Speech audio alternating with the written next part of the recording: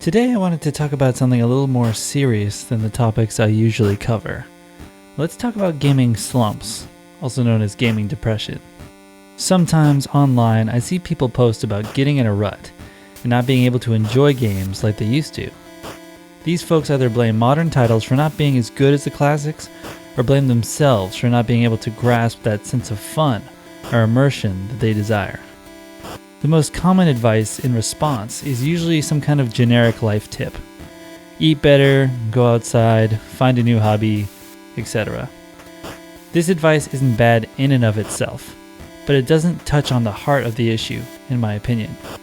A healthy diet and sunshine is great, but no amount of calisthenics is going to make you find joy in The Witcher 3 if you don't already. See, the overwhelming majority of gamers today are 18 plus, a third of which are actually over the age of 36. Most of these people were just kids during the time of the video game boom. That means they grew up on classics like Super Mario, Pac-Man, Sonic the Hedgehog, and countless other brightly colored revolutionaries. It's not hard to see why these people would become lifelong converts. Today, gaming is more ubiquitous than ever before, no longer the pastime of basement-dwelling super nerds. However, as these individuals grew up and garnered more responsibilities, they also carry more emotional baggage. Like it or not, life has a way of making us cynical. When you feel trapped by your career or relationship, or general lot in life, it makes it harder to enjoy the things that used to make you happy, no matter what they are. These depressed gamers look back on their gaming glory days and mistakenly believe that it was the games alone fulfilling them.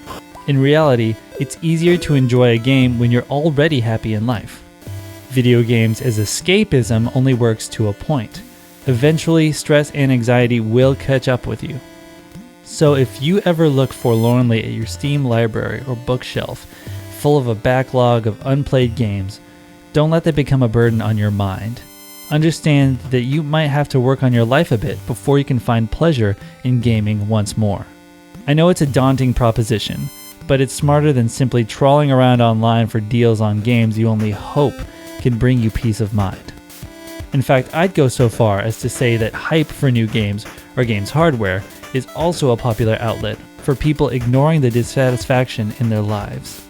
It's easier to go on Reddit or YouTube and obsess over a new game than it is to admit to yourself that your life might be in need of radical change. I'm not saying, of course, that gaming as a hobby is inherently unhealthy or unproductive. Far from it. In the grand scheme of things, I believe gaming to be just as productive as anything else. So long as you have a healthy relationship with the hobby and you are in a good place in life, go nuts. I only say this because it wasn't so long ago that I had to admit the same thing to myself. I was hoarding classic systems and games, misguidedly believing that they would help me recapture the essence of my youth. Only when I took a step back did I realize how unhealthy my obsession had become. I still enjoy classic games today, but I can do so without having a closet full of old plastic in tubs. I'd be kidding myself if I believed these old consoles and games served any real purpose. I hope that this gave you all something to think about without being a total bummer. Let me know in the comments if you have ever experienced a gamer slump and how it encouraged you to make a change. Thank you all for listening. Have a great day.